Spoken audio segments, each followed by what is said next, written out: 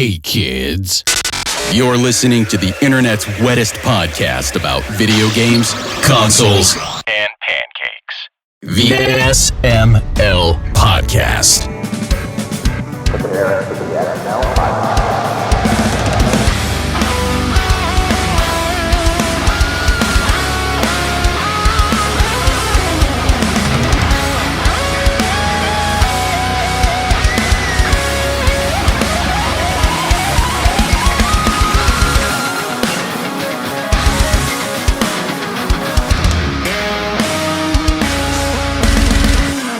I did a dumb, folks. Let me explain this to everyone here watching. I'm stupid. Just flat out, just agree with that. I am. I got 3 reviews for this week, and all 3 of them are visual novels. For a person who is legally blind and reads exceptionally slow, to such a degree that I literally read for 12 hours straight, a book that I have in my own house. That wasn't the only time I've read part of that book. I'm about 100 pages into it. I find it very hard to read books that are outside of my house. What's up, everybody? This is the SML Podcast. I'm your host, Joe. Joining as usual, Aki's here, Chris is here, Brooke's here, Andy's here. How's everybody doing? I'm not usually here.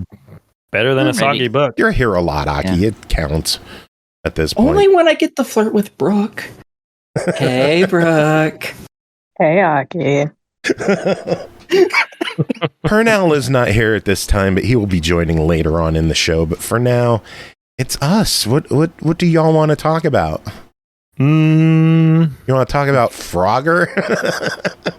Please, God, no. Something cool. So not Frogger, then. How was everybody's weekend? Aki, how was your weekend? Mediocre. Very mediocre. My internet's still acting up, and it's making me angry. Yeah. Did they send the tech out? No. Why? No, they have not. Because they're just being obstinate. Oy. Holy crap, I used a big word. Oh, that's good. I think I deserve a cookie. Someone send me some Brooke, send me some cookies. Send us all cookies. All right. Chris, how was your weekend? Oh, pretty good. Just mostly moving. Finally out of the old place and completely in the new place. And picked up a copy of Visions of Mana. And nice. I can't play it. I cannot play it because my PS5 controller is still packed up somewhere and I have not yet found it. Oh, no. Well, that answers the question I was going to ask you. I was about to ask if you meant when you said fully moved in, if that meant you were unpacked. But clearly, no. You are not unpacked. No.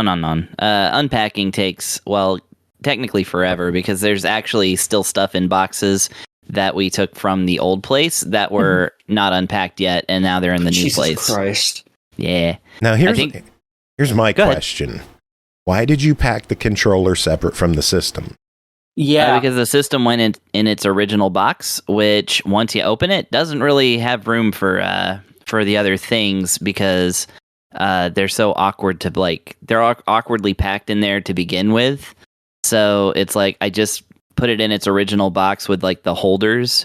And if I would have thrown the controller in there, it would have just been jostling around. Oh, you could have Tetrised it. No, yeah, but I mean, I put it somewhere where I knew I would find it, and then I forgot where that was, and turns out I was wrong about my ability to know where it is. Or it's just under something else, and I just haven't seen it yet. But yeah. So how does the case look? Is it a cool looking case? Oh yeah, it's fine. The disc was bouncing around inside of it, so I've already opened it to correct that. Very cool. Always the good thing is they make those. Yeah, the good thing is they make those Blu-rays really hardy nowadays, so it didn't have any scratches on it at all. So yeah, the scratch resistant coating on Blu-rays, I love. They've saved me. The problem is when one does scratch, it's basically fucked. Yeah. So if you damage it enough to actually leave a scratch in a Blu-ray disc, A, congrats, and B, you're buying a new one. Yeah, pretty much. And then apart from that, I got a new little handheld thing. It's the Taito Edition Super Pocket, they sell at GameStops and whatnot. So it's got 18 Taito arcade games in it, but it also plays Evercade carts. So now I can start kind of looking at those. Yeah, so it's like a portable Evercade card player. Yeah, I'm looking through their selection. I'm like, oh, they got some good stuff. You can get Gimmick. They do have some good cards. You can get lots of shooters, but yeah, I may actually find something that I can hook into a TV to play some of this stuff. Nice. But also nice. Yeah. Injury just subbed for the 10th month. Injury, thank you as always for your support. Thank you for being here. Thank you for your money. We have merch. Pernell's here. Pernell, how are you doing? I'm doing okay, I guess. It's been a day, but that's normal these days. So, but yeah, I'm doing all right. How about you? Just still early in the show. We're just chatting about how our weekends were, and it's good timing because you're here just in time to talk about you. Oh, well, that's good. Thanks. Yeah. Or do you want to talk about Brooke first? Or do you want to talk about Andy first? Let's talk about Andy. Brooke first. Oh, Brooke wants We can Andy. talk about Brooke all day. I'm fine with that. I can't pivot. I settled on Brooke. I'm committed to the statement. All right. I made an Oreo cheesecake this weekend for a friend. Nice. She's been battling unemployment for a while, and she finally landed a really cool job. So she came over, we hung out. That's about all. Yeah. That's about all I did. Oreo How delicious was it? Amazing. Eat that. Honestly, I think it was really good. I'll send you guys pictures if you want.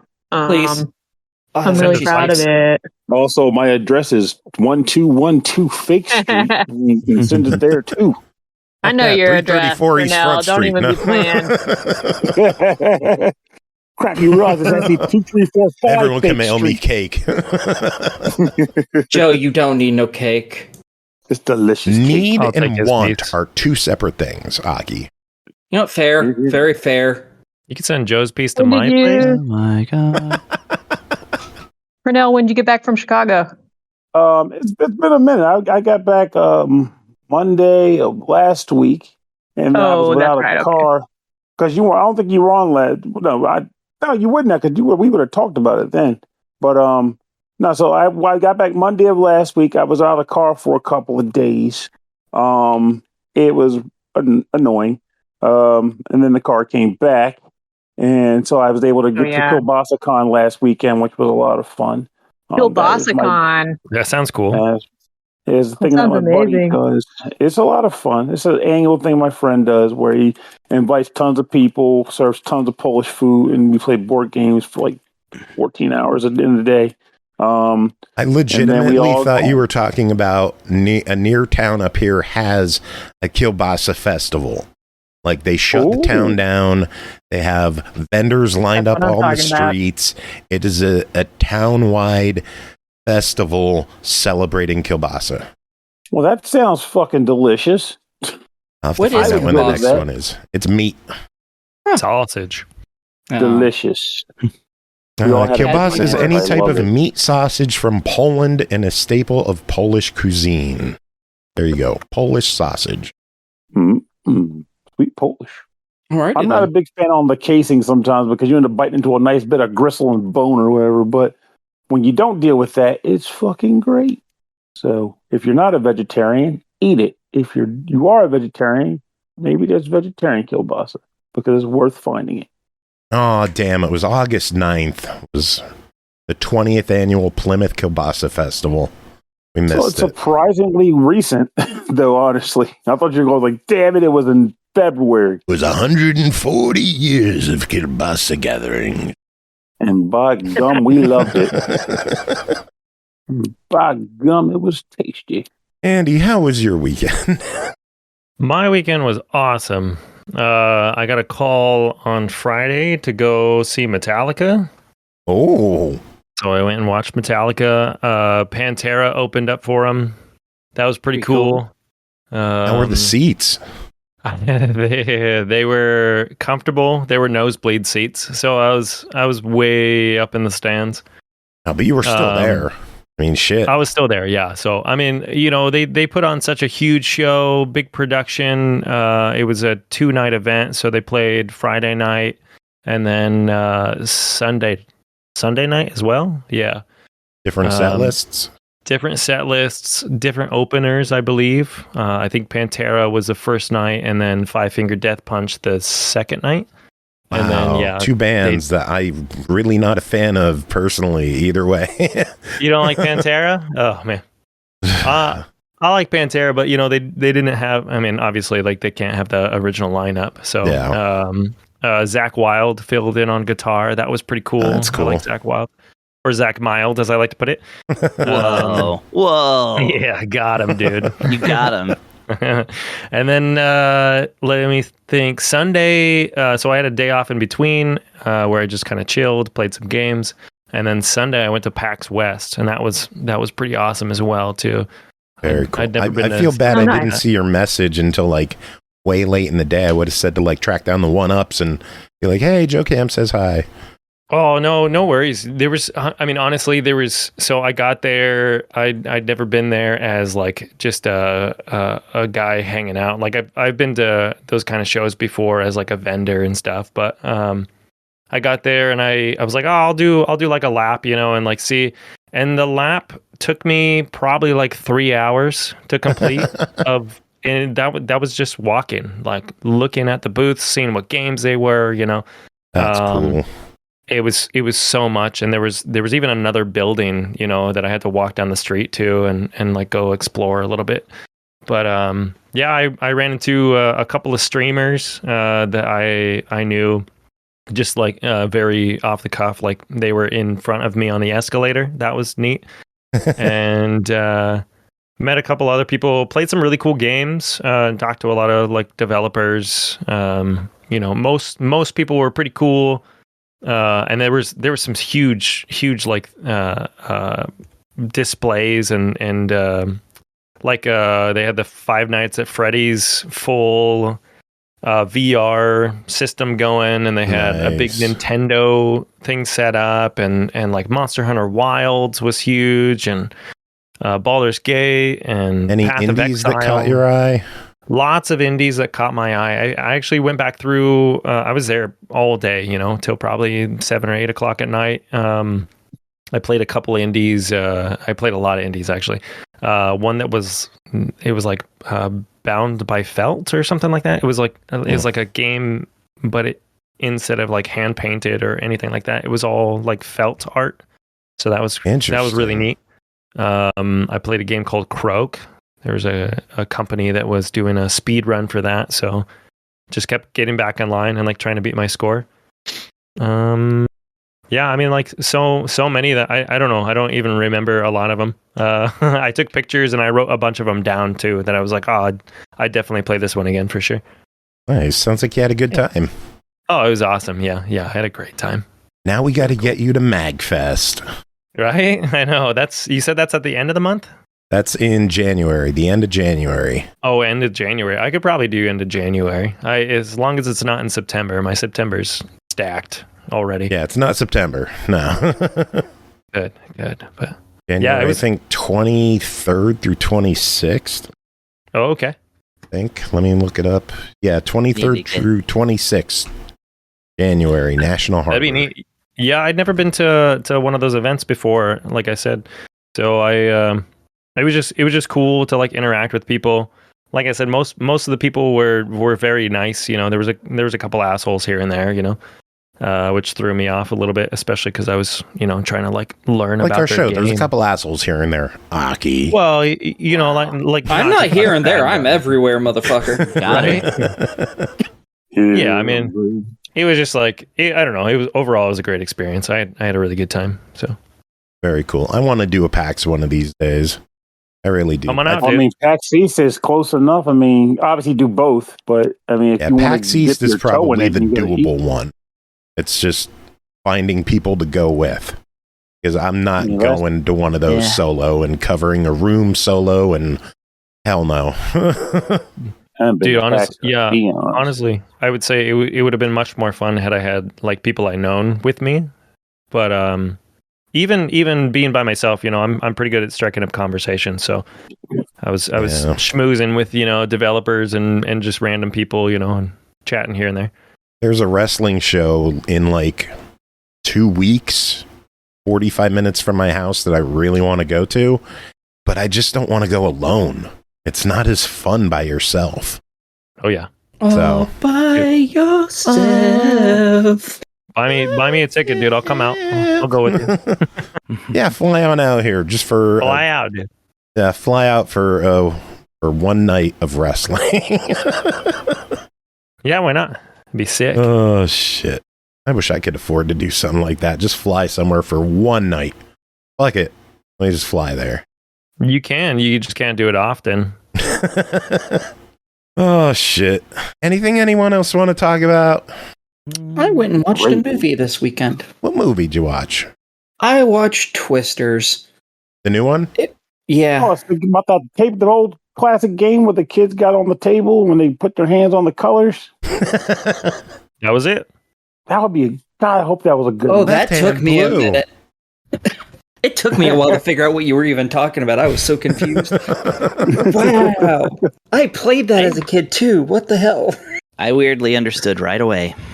The wavelengths. Twisters is okay. I thought it was a fun movie, but it's not as good as Twister. The original one is so much better. Has a lot more character development and a lot more of the like side characters and stuff were actual characters, whereas this one they were all just kind of throwaways that I couldn't give a shit about. Were they going for the camp or were they trying to have a serious plot? I think it was pretty serious plot. Just like the first one was an attempt at a pretty serious plot. Because I seriously heard that movie being released, and my first thought was, it's like the previous Twister's son is back for revenge. No, it's basically like remaking the original movie, but also set after the original movie, so they still have like the Dorothy tech that was in Twister still exists, and they're trying to use it to help with a new thing they're trying to send up into tornadoes. So it's still pretty serious. It's just all the secondary characters they don't have any real character to them. Even the ones that they're trying to give character don't have any. Like everyone from the original Twister crew, they were easy to point out. You knew exactly who they were within seconds because all of them opened their mouth and they were all completely different people. And then you go to Twisters and like one group is just a bunch of really silent, stoic fucking doctorates. And therefore none of them have any personality whatsoever. And then the other team, which are all these, they're all like homeschooled people who just have the feel. All of them look unique, but none of them have any character to them at all. It's just visual instead of actually being a character, which made me real sad. But overall, it's okay. It's not an amazing movie, but it's okay. I really would have preferred seeing Deadpool again, but I think I'm finally going to get to see Deadpool at the end of the month. Our local theater's getting it the 27th and 28th. Oh, thank God. Like, about fucking time. How, Jesus. Taking forever to get that movie here. It's such a good movie. You're going to fucking love it. I want to see it so bad. I hate waiting. But I also hate driving to other theaters that are far away. Honestly, it would have been worth the drive, to be honest. Yeah, there's still time for me to drive elsewhere. I mean, it's not here for a month. Jesus. Yeah. I don't think it's even playing in my local theaters anymore. It should be. It's still like one of the biggest movies out right now. Yeah, our theater is like 14 screens big, so Trash Rando. I'm waiting for it to show up on a sketchy stream site like Cum Streams or something. We don't yar hard here, but if you want to private message me, I'm just saying, we don't yar hard though. You won't last 5 seconds watching this Deadpool movie.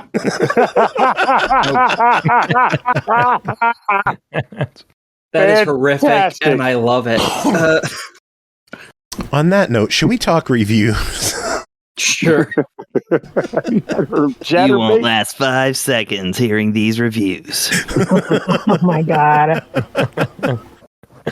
Hold on, we got a button for this. SML After Dark. Kinky. Yeah. All right, Andy, you ready to start things off? Sure, man. All right, first game to talk about tonight is Gori, Cuddly, Carnage, developed by Angry Demon Studio, published by Wired Productions, released August 29th on Xbox One, Series X and S, Switch, PS4, PS5, and PC for $21.99. Humanity has been destroyed, and it's up to Gori, along with his deadly but wisecracking sentient hoverboard Frank and morose AI companion Chip, to shred and slay the evil, adorable army. Andy, you checked this one out, as did our friend Horror Acolyte, who sent in a review, and you were going to read the review and toss in your own thoughts along the way, yes? That sounds fantastic to me. All right, take it away. The show floor is yours. Tell us about Gori, Cuddly, Carnage. Gori, Cuddly, Carnage review by Horror Acolyte. Here we go.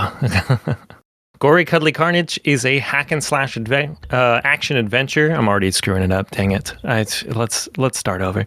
Before you start over, Burger Thing just subbed. Thank you, Burger Thing, for your sub. Enjoy the emotes. Enjoy the kitty cats. Enjoy the blank emote, which is everybody's favorite. Should be now a sub thing.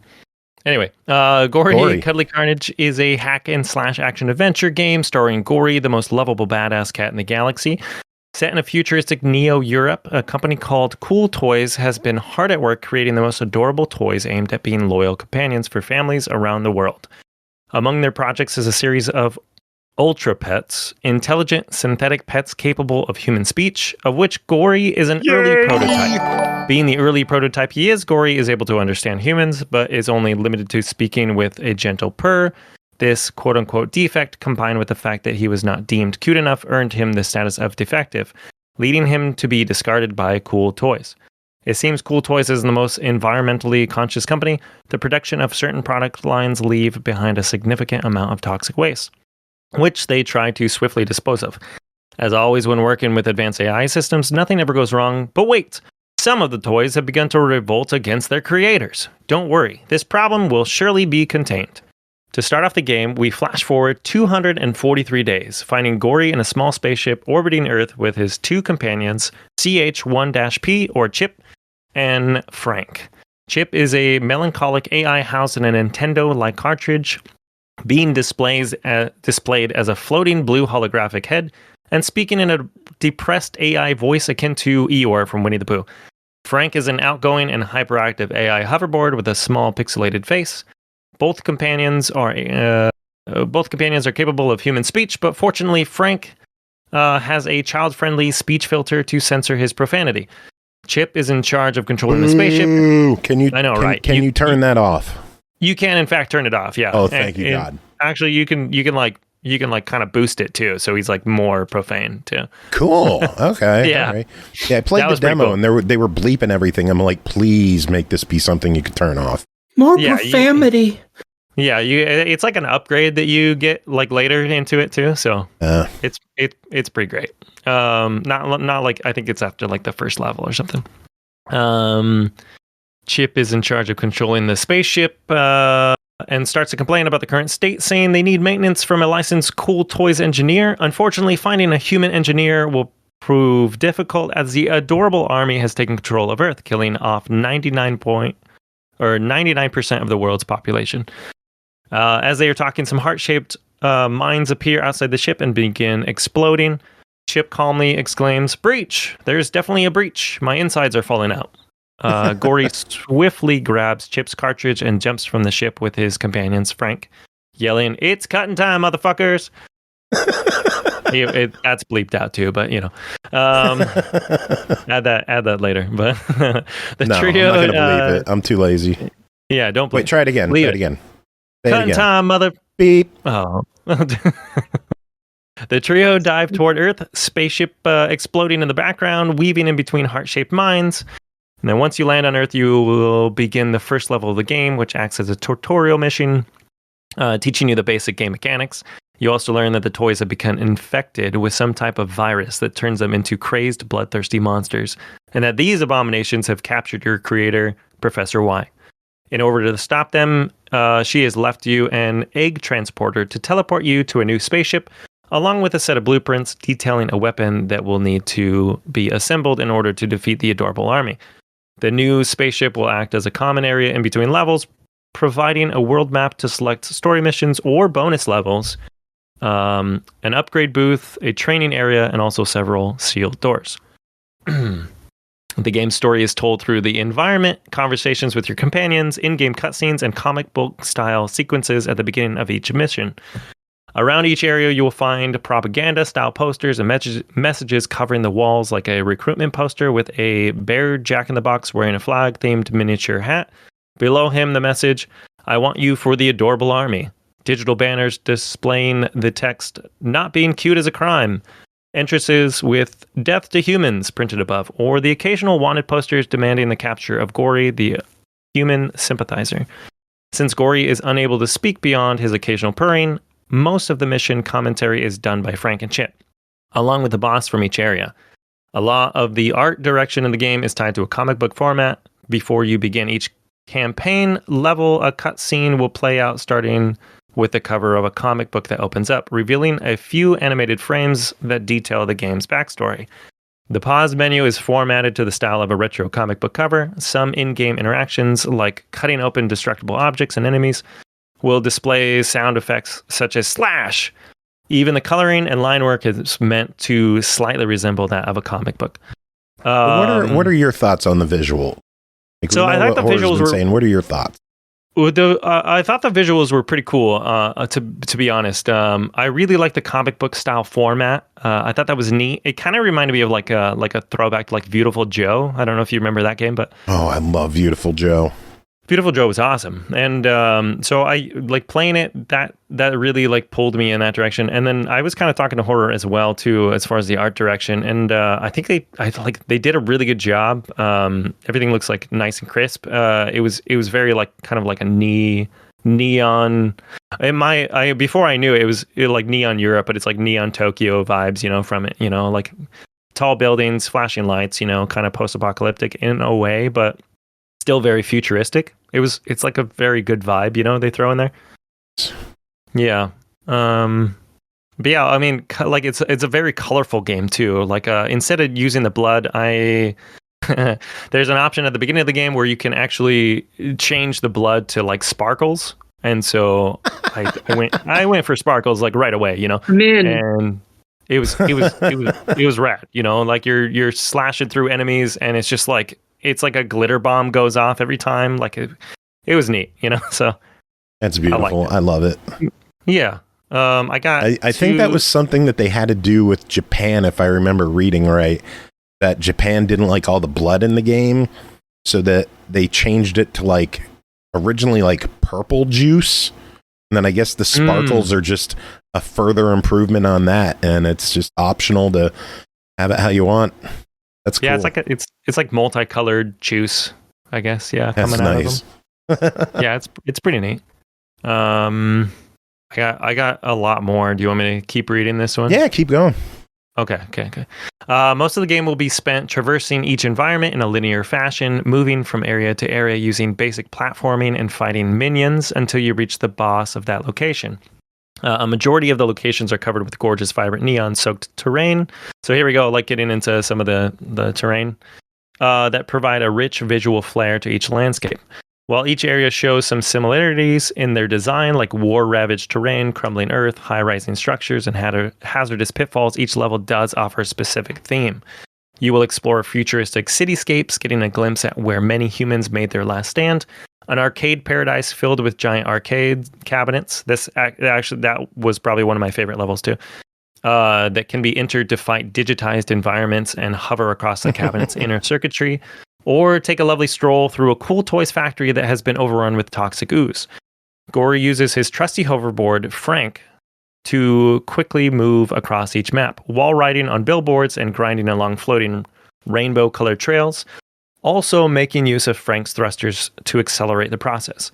To reach those exceptionally high areas, Gori has an extremely generous double jump, the likes of which I have rarely seen. Throughout your travels, you will find key fragments, 3 pieces to be exact, spread across each level to complete a singular key that will unlock one of the several doors that are locked in your spaceship, housing a new outfit for Gori.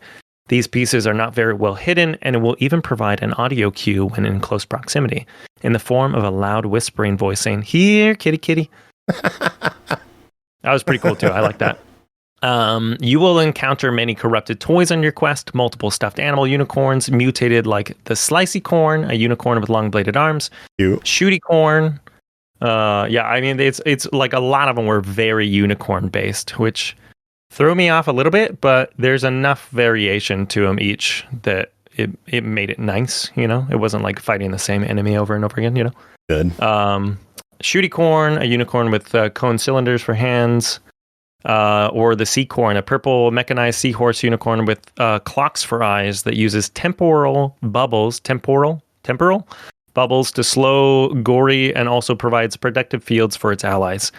Also, aside from unicorns, there are diverse set of other mutant toys like the floating doll heads that fire lasers from their eyes and have tendrils exiting the base of their skulls, or the nightlight, an electric lamp looking enemy with an evil grinning face, a human heart attached below its head. That also emits a wave like electrical fields. To combat foes, Gori has several abilities at his disposal: slashing, bashing, ground slams, grenade shot, dodge roll, and a shield. All of those can also be upgraded as well, which is really neat. Makes the game much more fun. The slash attack has blades extending out from Frank to rip through enemies. This can also be accelerated with Frank's thrust. At the cost of fuel, but fuel can be replenished by grinding rails or wall riding. Using Bash brings out a metal chain attached to Frank that houses a cat head metal ball that is especially effective against shielded enemies. Ground slams allow you to bash the ground, causing enemies in close proximity to be raised in their air and stunned for a limited amount of time. And grenade shot temporarily slows down enemies as you aim it and fires explosive projectiles, which ammo can also be refilled slowly over time or instantly if you pick up an ammo drop. For more evasive movers, there is a basic dodge roll and a temporary shield that appears in front of Gori that can deflect enemy projectiles back at enemies. Once certain enemies get low enough on health, you can also perform an instant kill animation, like jabbing your hoverboard into an enemy and rapidly spinning until its insides erupt. It's a very violent game, but it's awesome to see those little cutscenes too. Or that sounds fucking awesome. It's super cool. I remember the first time I like did the first one on accident too, and I was like, oh my god, I want to do that again. You know. Or you can also decapitate a unicorn head and use its head to bash open its insides. So yeah. Hey, it's my kids tried to come in a couple of times. I was like, you guys cannot watch this, you know, for sure. Get the fuck out of here. Yeah, go. Daddy's playing a unicorn game. But instant kills also grants you health pickups. All right. I know it's like so cute and cuddly, and I was just like, no, this is like the like last game I want you guys to watch me playing. So your voice cracked when you said, "Daddy's playing a unicorn game." Daddy's playing. Yeah, get out. Let's see, where am I at? There's also chase sequences. Those are pretty neat, you know, like speeding across levels or like running from boss enemies, you know, it's like acid walls or I'm not always a fan of chase sequences. Like, just I hate being pressured on or like having a time crunch. Just let me go at my pace. I mean, honestly, they're not very long, and they're like very few and far in between, you know, kind of thing. It's like that's good. Yeah, and you like the levels that are set up are pretty linear for it. It's like just get chased like through this one section, you know, and then once you're out of the door, it's like you're good. So it wasn't overwhelming, you know. I guess what would be like a bad chase scene, I guess. Like when you're running from boulders in Crash Bandicoot or something like that, you know. Or like the boulders in Resident Evil 4 sucked. Yeah. Those were pointless. Like, why did they have to be there? Yeah, it's not really like a stressful thing, you know. And the game is light enough and like easy enough that it's not as stressful as you would think, you know. It's like, hey, you should probably run from this thing, and it's like, okay, I'll do it. Each enemy encounter presents a combo system that provides a letter grade. Yeah, so doing like attack chains and things like that, you get more points for killing more enemies. You actually get achievements too if you get into like the higher ranks of like enemy kills too. Chain obviously like ends if you're damaged or go too long without killing an enemy. See, ultimately the main goal of each combat encounter Fall is into the abyss like a triple P letter butthole. grade, which is positively perfect. Also positively perfect is the fact that we just got raided by Dopey. Welcome in, Dopey. Welcome in, Raiders. We are chatting about Gori, Cuddly, Carnage right now. It sounds absolutely insane, so hopefully all of you stick around and listen to what we have to say about the game. We're doing some giveaways in chat if anyone's bored, so stick around and continue on. Tell us more about Gori. Okay. Combat scores are tallied for an overall level score. At the end of each level, you'll be awarded a bronze, silver, or gold medal for reaching certain thresholds. Top scoring combo, time taken to complete the level, difficulty rating in the level was completed on. Better the medals, the more currency you get. Once you complete a mission, you will also unlock a bonus level for that area, with additional bonus level being unlocked once the main story is completed as well. Completing these short trial-based bonus stages will grant you additional medals and one of 14 uninfected unicorns. Finding all 14 unlocks a sealed door in Gori's spaceship. Money that you earn. Yeah, I can't tell you what it is because I have not found all 14. Oh, you didn't find all 14? No, yeah, I have no idea. I thought you knew, and you're going to be like, I'm not going to tell you. I know, and I'm not going to tell you. No, I have no idea. I found a couple of them, but I went for like the main story instead of the extra stuff. Money that you earn can be spent at cool toys toy store booths. There we go. To upgrade Gori's health and abilities, increase Frank's fuel capacity, unlock additional cosmetic options for Gori or Frank, even camera filters. And like I mentioned earlier, you can actually like remove Frank's profanity sensor too. So no more beeps. You see the word. Yay! Yay! Wait, we have a button. Yay! Yay! These booths can be found at random points in each mission, with one always accessible on your spaceship. Lots of cosmetic options available for Gori, including eye color, fur color, outfit design. And virtual photographers rejoice, as there is a plethora of options to take advantage of using the photo mode as well, including color grade filters, field of view controls, frames and borders, hiding environment items like Gori or enemies, along with many other features that will help you memorialize all the best Carnage-filled moments in the game. I think I have one paragraph left to read for you. So yeah, sorry, we're in the final countdown here. Why don't you sum things up for us? What are your final thoughts on the game before you go into Horror's paragraph? So my thoughts were, like playing it, I try not to compare it to other games, but I obviously did, for this one for sure. Overall, it's a very violent, very profane hack and slash adventure. Focuses a lot on the hoverboard traversal between zones, which is really neat. I kind of attributed a lot of the game to like maybe like Jet Set Radio or Tony Hawk Pro Skater. The Beautiful Joe, I got a lot of like Borderlands vibes from Frank. It was like a very much like a claptrap, following you around and just like commenting on everything too, which not necessarily like a bad thing. I thought both robot voices were like pretty fun. Like the difference between the two, you have like the very melancholy and then Frank too, who's just screaming and everything. Well, I got to scream a little bit first because Thimber just subbed as well for the 10th month. Thimber, thank you so much for the sub. Thank you for your support and for hanging out with us. We got one paragraph left. Let's finish this bitch off. Let's get it going, man. Overall, I thought a lot of the there's so many like customization options, upgrades, secrets.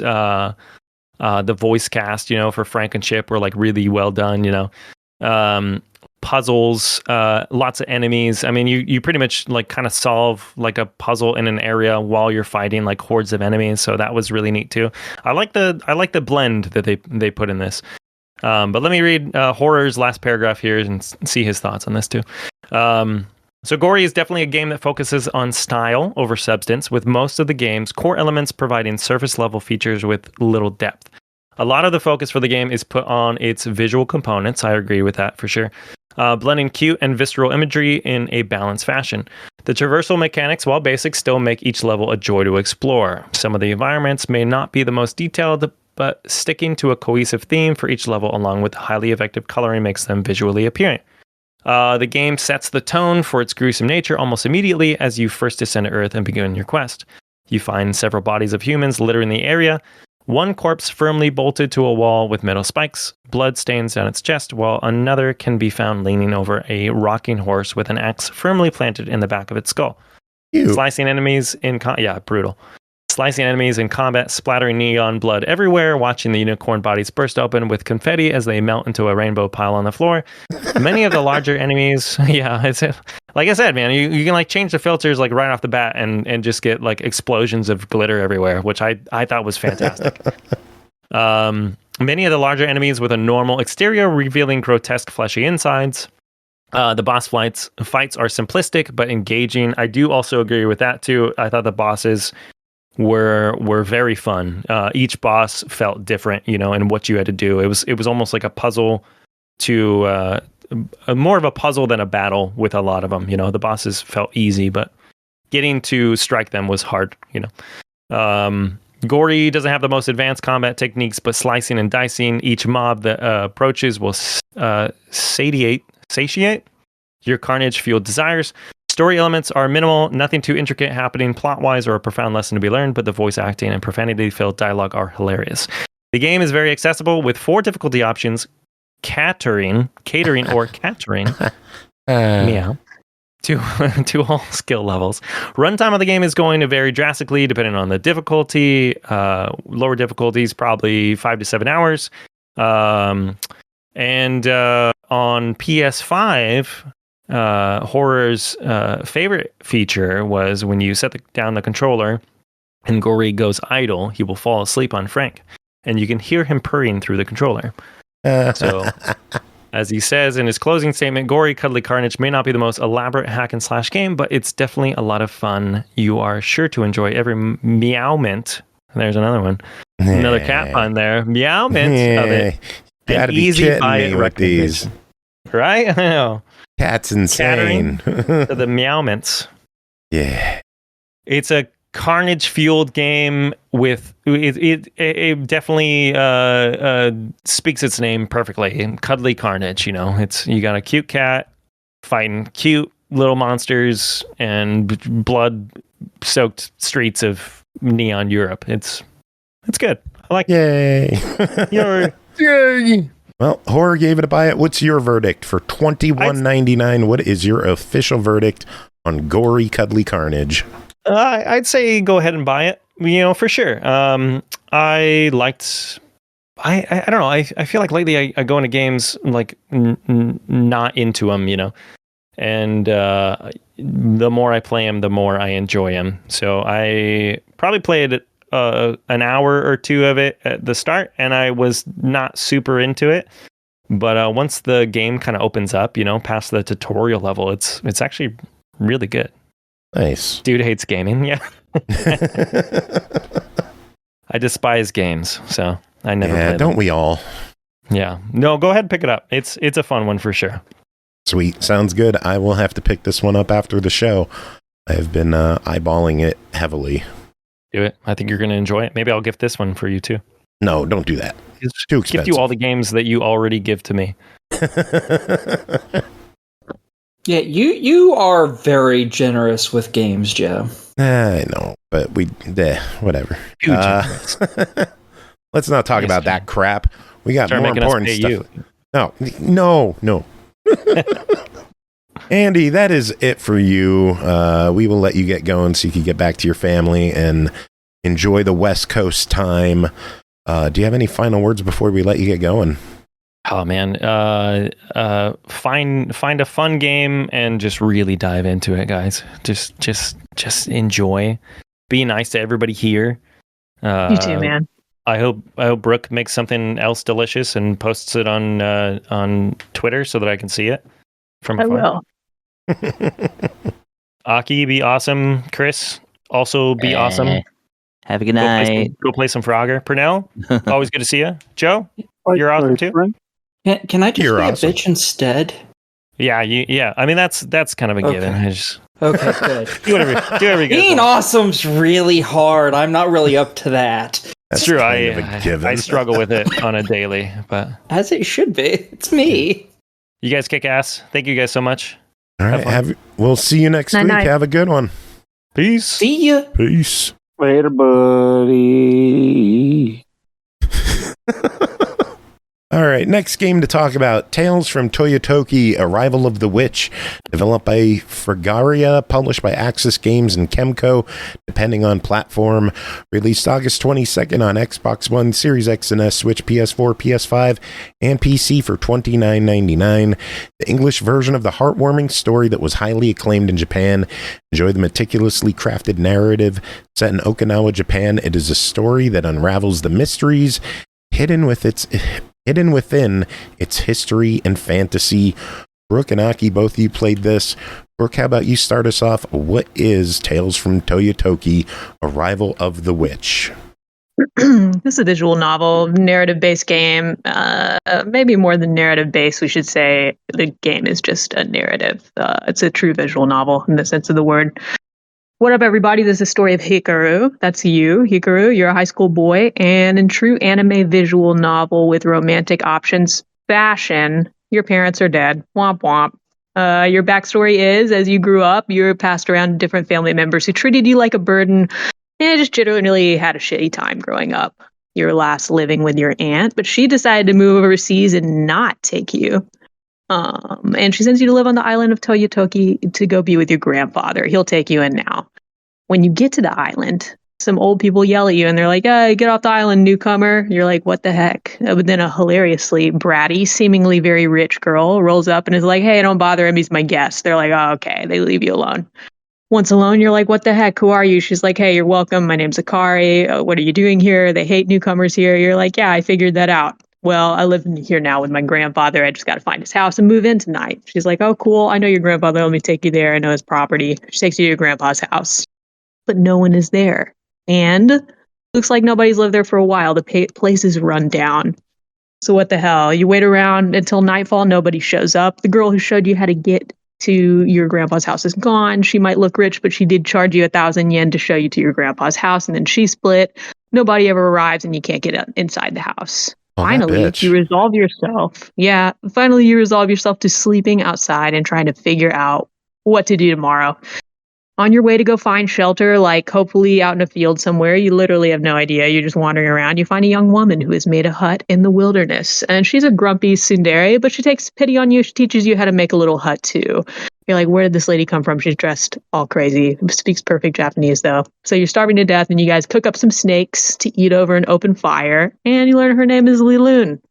And that's day one for you in your new home, this tiny remote island where you're apparently going to be homeless for a bit. The hilarious and bratty rich girl, Akari, who I just adore. She's really funny and cool.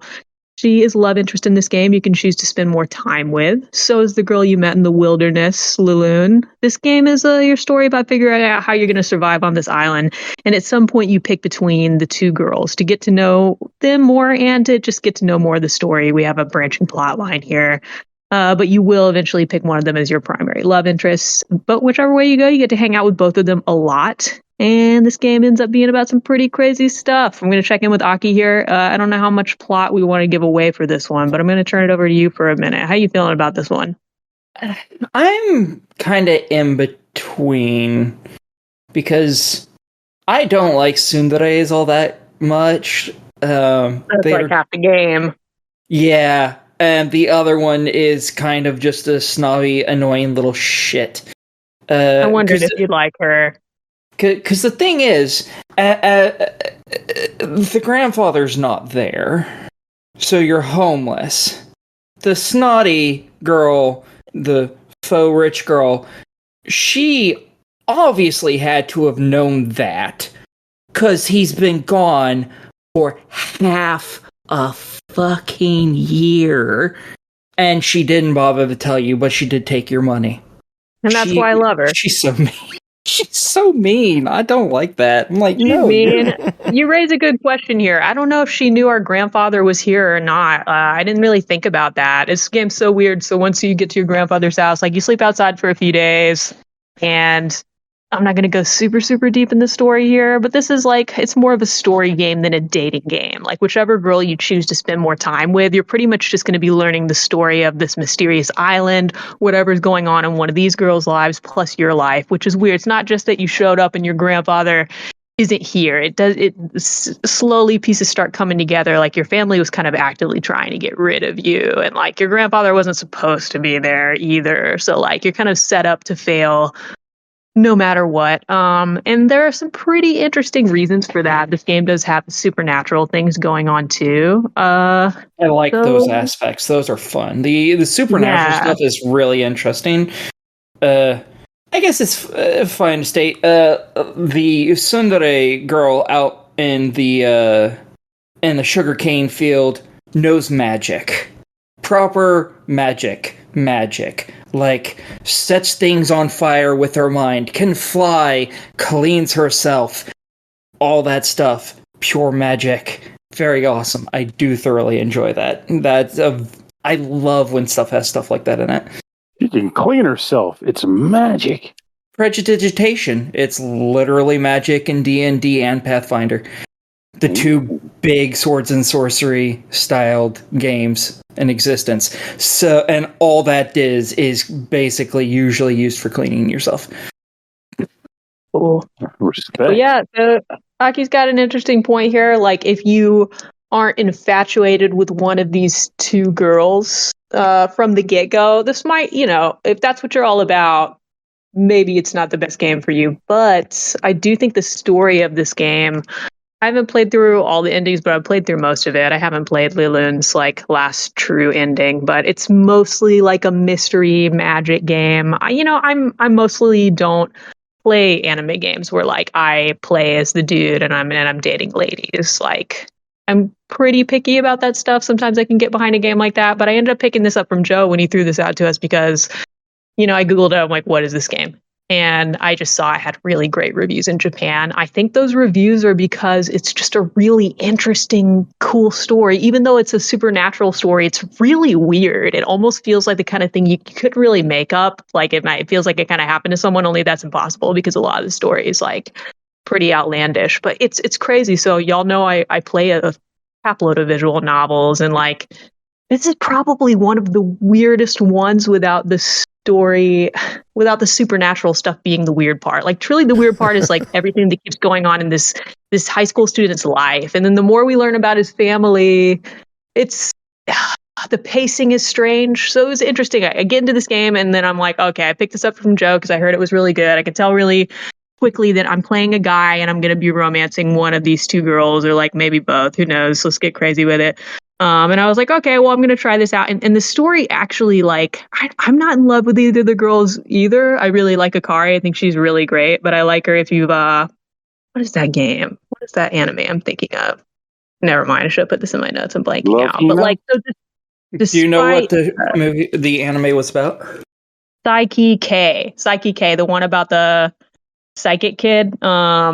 The girl Terahashi. Mob 100. She's like, oh, I'm a perfectly pretty girl. Everything about me is great. I don't know. It has that kind of tongue-in-cheek humor that Akari has. I kind of was like calling back to that. And she's very intentionally like, she's supposed to kind of drive you crazy and be obnoxious. And I think the writing's really funny with it. But yeah, so despite like rolling up into this game and being like, oh, okay, I'm playing it as a high school guy. I'm going to date one of these two girls, whatever. I found myself actually really drawn into the story. I wanted to know what happened to all three of them. And then the more I played, the weirder it got, but not weird in a contrived way. So yeah, I don't know what else Aki wants to add here, but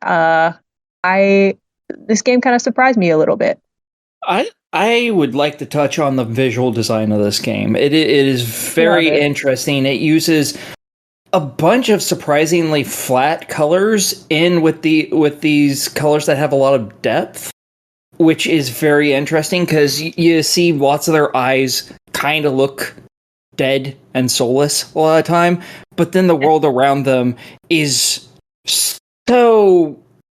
has so much depth to it. It's not just one flat like paint stroke. It looks like it's a very interesting design, and even more so, I really like the design of Laloon. Yeah, she's great. Because she is completely different. Her visual design, the thing she wears, completely different from everyone else in it. Because obviously she's not from there. And she looks so cool. That's like one of my favorite aspects of her, because personality-wise, she's horrific. But like, I love her fashion. It is so great. It's cool. Her outfit's great, and she has a lot of like tchotchkes and flim-flam on. Like she's got kind of like a tribal, almost like Aztec priestess or god thing going on. But it's very cohesive. Like sometimes we throw stuff like that in Japanese anime and we're like, oh, it's all over the place. You threw a couple squiggles on and some bracelets. But like everything on her looks really good. So I want to talk about character design. I thought all the character design was really good.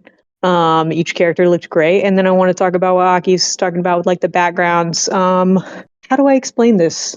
What Aki's talking about with colors. Color is done really well in this game, and also perspective. I play a ton of these games, and usually like all the backgrounds are the same. The background of a lot of these, like it looks like a real town, or like there's lots of city and foliage and junk going on, but like it'll be from a different perspective where you're almost like looking at a photograph from a specific angle, and there's almost like this watercolor sketchbook kind of edge to the art style itself. It makes it look a little dreamy, but also makes it look a little bit gritty. Like you really are on this rural island, and like there's an old town, there's old like asphalt and street lamps, but there's also like nature kind of growing over everything, and that kind of plays more into the story as you get deeper into it. Visually, I just thought it was an A+. Gauging this off of screenshots them looking at. Some of the backgrounds look like they are real photos with some kind of like watercolor filter over top of it. See, there you go. That's what it looks like to me, because some of those backgrounds look really cool. Yeah, they were looking good. Music-wise, accessibility, this game, nothing more accessible. This is a visual novel with very few choices. To 100% this, you probably have to play through like 3 or 4 times, but that's all you would have to do. Music, thought the music was great. Nothing, breakout killer to write home about, but I thought it was great for the vibes. But yeah, I think the story and the art really hit home for me. And the voice acting too. Even the voice acting of side characters was really good. You can tell they had some good voice actors for this. I can see why this became so popular in Japan. And there's some seriously funny shit that's in this. This is a funny game. It's hilarious. Yeah, because one of the things y'all do is you open your own little sort of business. And one of the first things you do is you're helping somebody by taking a load off of them so they can go and compete at this musical contest. And someone shows up and just does this horrifically bad rap. And it is. I forgot about the rap battle. Oh my god, like it is animated so great. Too. I took a video of that. So bad. Yeah, they like sank some money into some surprising places in this game, and the rap battle was really funny, really well done. It's between 2 like rich girls. It's really funny. Yeah, I'm impressed. Is by it this like game. a full audio rap battle? Oh yeah. Yeah, I'm pretty sure both characters have vocals in it, I think. They do, and a lot of it is them dissing each other's chest size. One of them's an A cup, one of them's a B cup, and we do a lot of fun stuff with that. Something I can somehow get that song to play on here. Anyway, we've been going at this one for a while. The game's $30. What do you two think of it?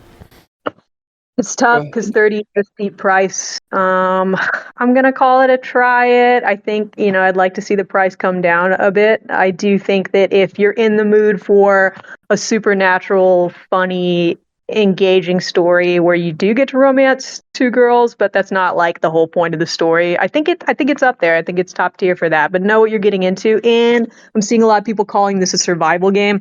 This isn't a survival game. It's a visual novel where for a few days you are surviving by being homeless, but you're not really making any choices around that. So yep, I think pretty good visual novel. I think it's got a great story. So I think it's a buy it for people who like the main 2 love interest character types.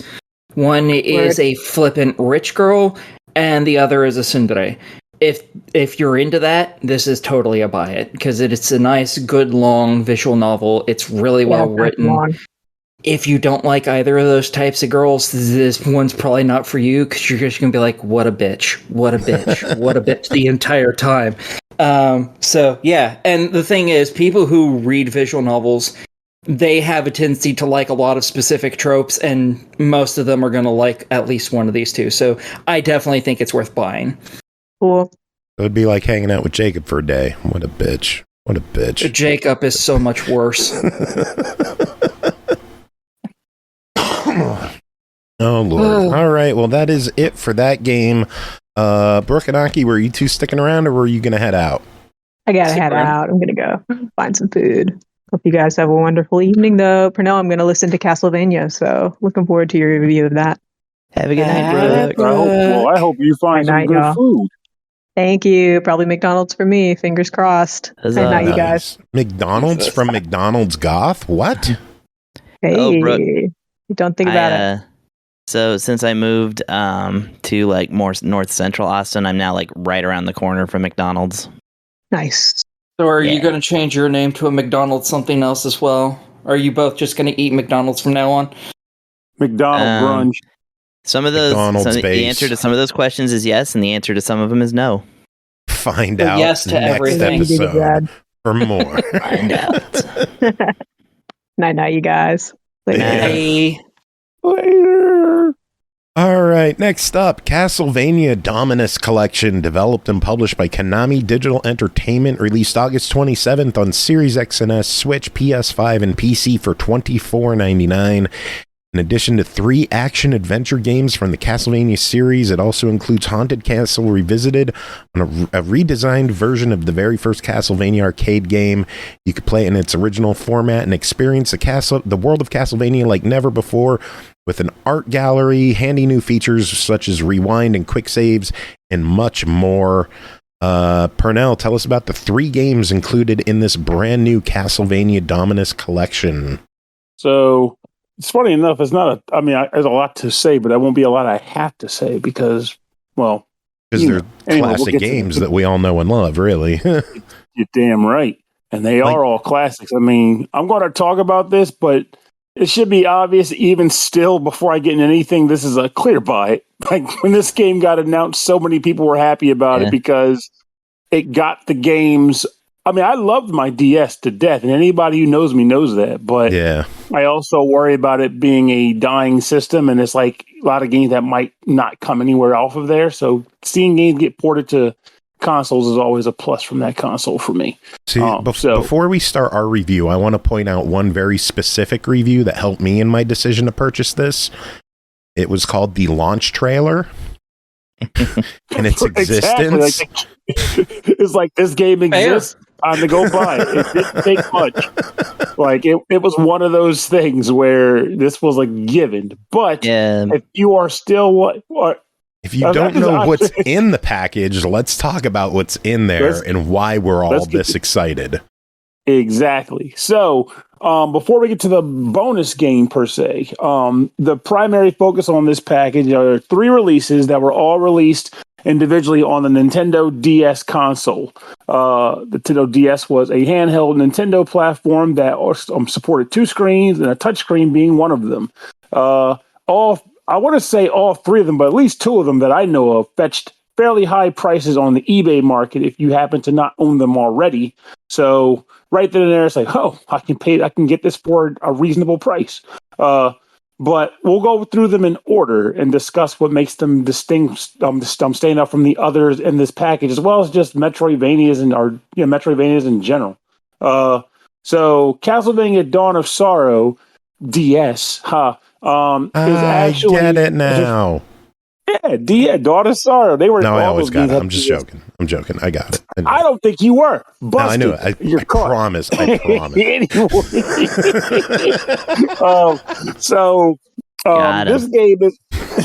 This game is actually a sequel to the Game Boy Advance game Castlevania Aria of Sorrow, which, if I'm not mistaken, was included in a previous Castlevania collection. In this, you play as Soma Cruz, who is supposed to be the reincarnation of Dracula from the traditional Castlevania games.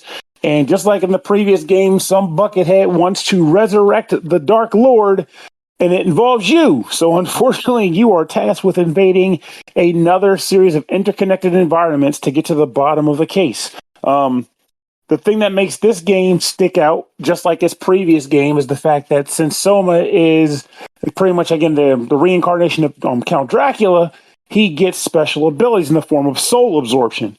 He beats the stuffing out of monsters, and if he grinds them enough, he will eventually collect their souls and reign dominance over those souls. And they provide him a variety of different abilities. Sometimes they come in the form of an attack. Sometimes they come in the form of a traversal ability or some sort of like more elaborate ability. And then other times there are passive abilities like increased defense or, I don't know, just like the ability to not get knocked back from damage. That kind of thing. I got to step away for a second. I hear the cats fighting in the other room. I'll be right back. Continue on. Get them. So as you beat up enemies and get them, these souls, you'll be pretty much amassing a fairly decent collection of them. And a large part of what makes this game fun is actually getting these souls. You see a new monster on the map, and your first thought is, I wonder what the soul that it produces will do for me. So it made it so that, whereas in a lot of Castlevania, or Metroidvania, Castlevania titles, you would find yourself grinding to see what random items or weapons would drop, which could be cool, but not as awesome. This game was more about, can I get a cool new attack from this guy? And then, of course, being me, when you found out it was just a basic passive ability, you kind of meh. But even still, it was always fun to beat up enemies and find out what abilities they would give you. In addition to that, this game introduced, I guess like a lot of early Nintendo DS games, this game just felt inclined to shoehorn in some touchscreen controls. So they decided to have you use the touchscreen for two primary functions. One, the occasional environmental puzzle that required you to use the touchscreen to break objects or move things on the map. And the other, probably more annoying thing, depending on if you look at it this way, is bosses in this game were built so that unless you input a specific magic seal for that boss at the time you complete the battle, the monster would resurrect with a limited life pool.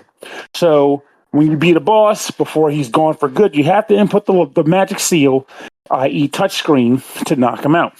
You might be asking yourself, well, how in the world are you supposed to do that on this thing? There's no touchscreen.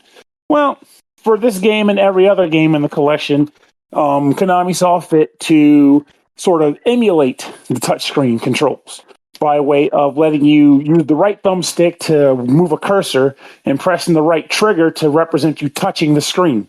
So move the cursor, hit the trigger to drag, and let it go to bring the pin off. So that's how it works. But yes, you play through this game, have a good time. I honestly like this game quite a bit. I will say, in my opinion, it is the weakest of the three, which when you say it that way, it's actually kind of a good thing. That means that this is a pretty damn good collection of games, because this is the weakest one. The next game in the collection is Castlevania Portrait of Ruin. You might have heard people jokingly reference it out in public by hearing them say things like, Jonathan, Charlotte, over and over and over again. I am one of those people. Because in this game, you actually control two characters.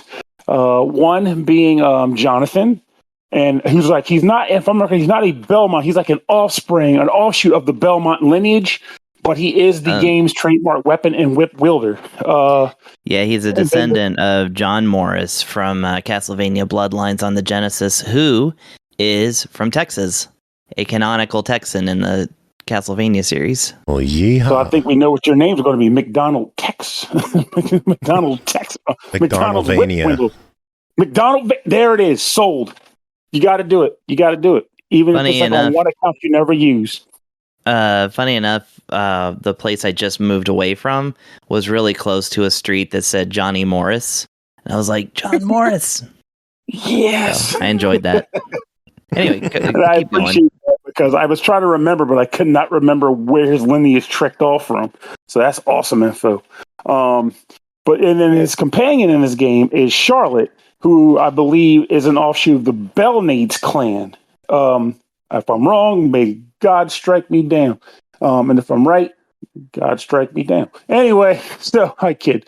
So as a result, these two characters are working in tandem to basically save the day in this game. But one thing I like about this compared to the previous games and what makes it stand out, aside from the main actual gameplay component, it's the first one to not necessarily have one massive interconnected map.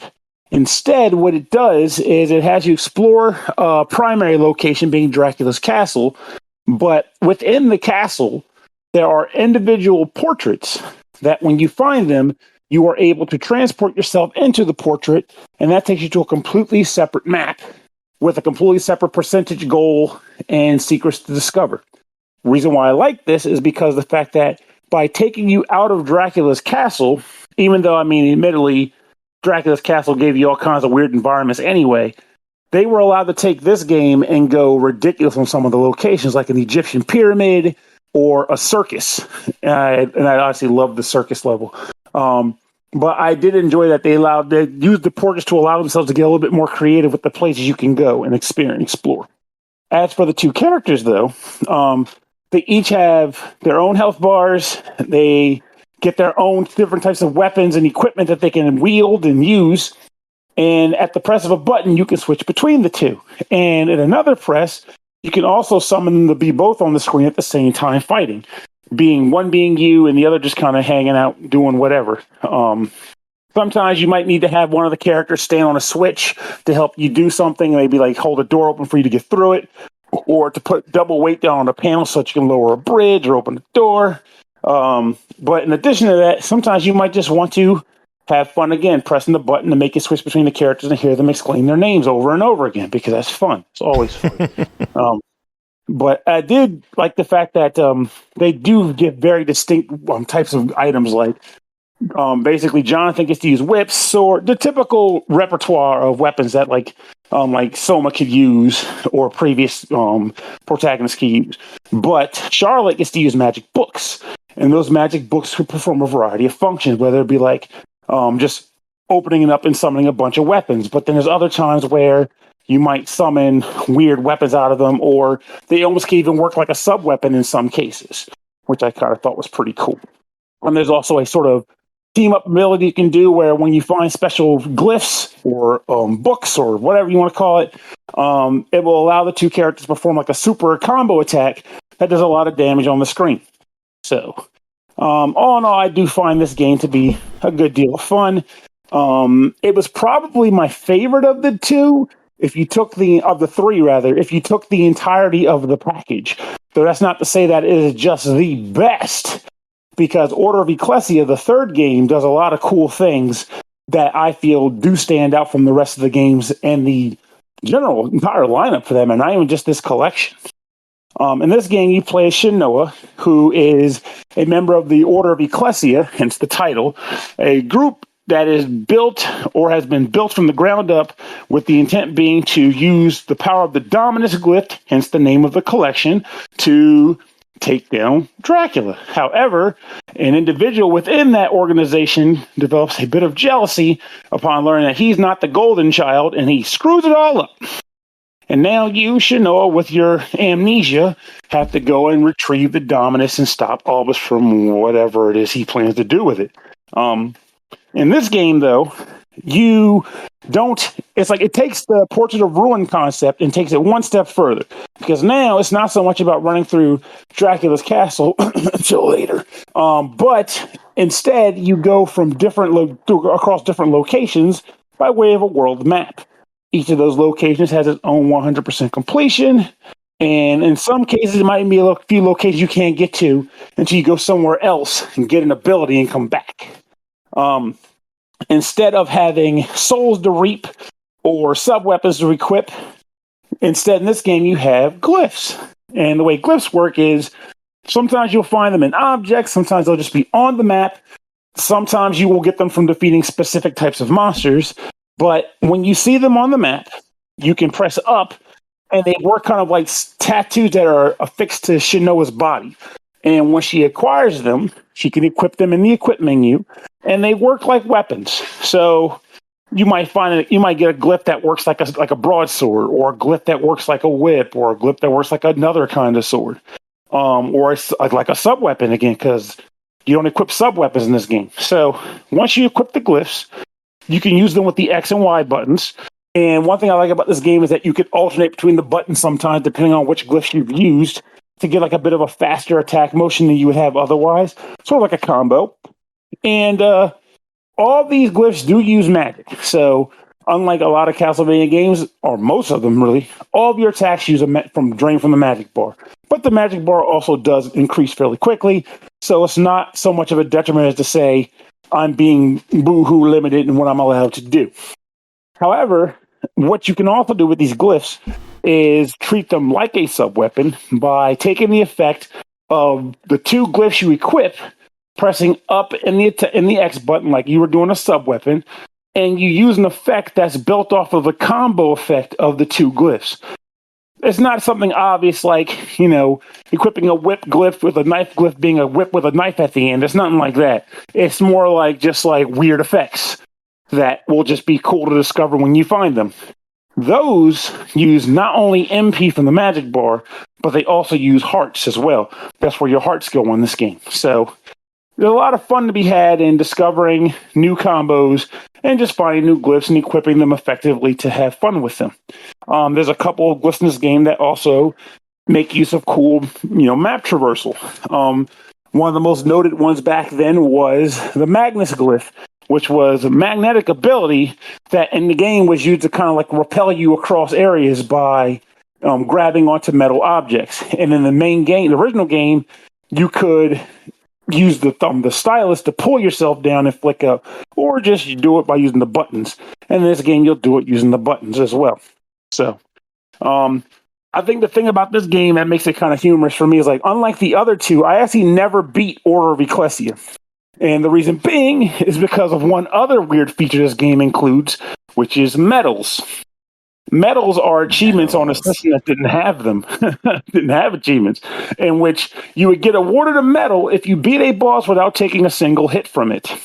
And if you did not care about these medals, the game wasn't too hard. It was challenging, but totally doable. If you did care about the medals, and more so, cared about getting them on your first playthrough, well then, you're going to hate yourself. Like I hated myself for much of the time I spent playing this game. But it also felt extremely satisfying to win and get that medal in your inventory, which when earned does literally nothing. It just sits there and says, you did it, kid. Want a pat on the back? Well, take a medal instead. With all that random stuff said, I absolutely love Order of Ecclesia. I remember back in the day, there were a lot of people that were complaining about the fact that the maps felt small because they were all self-contained and it wasn't as big as the older games were. I don't really feel that way. I honestly feel as though it does its own thing right. It changes up the formula, and it was pretty much a perfect swan song to DS Castlevania games. Highly recommended game. Great protagonist as well. So I already like all three games here, but there was one more game on here that I've actually never played before, despite it being released in other formats before this. Well, almost.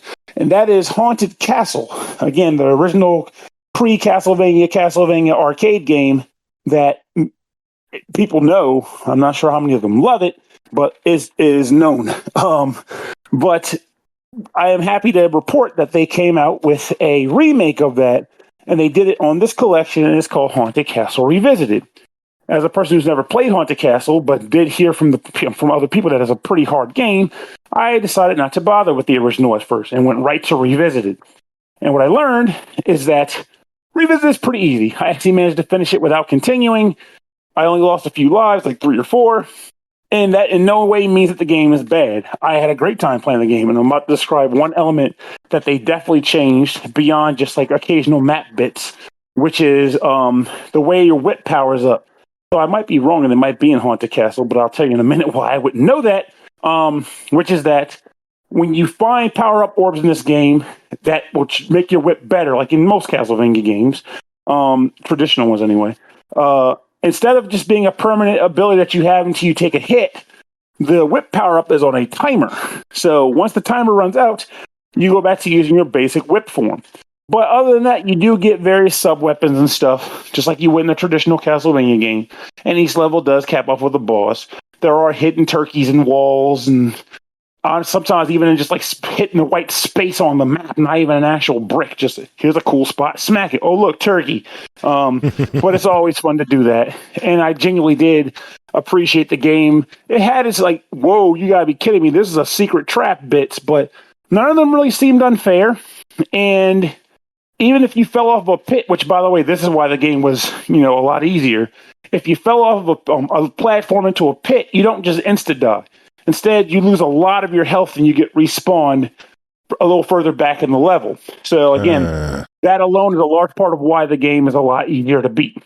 Which, again, I don't think is a bad thing in this case. I just enjoyed playing through it for the most part. And if you really, really feel as though you need a challenge, we'll go back to Haunted Castle, the game that I decided to play for a little bit after beating this game, and then decided to say, screw this after the second level. I was not enjoying it so much. I was done.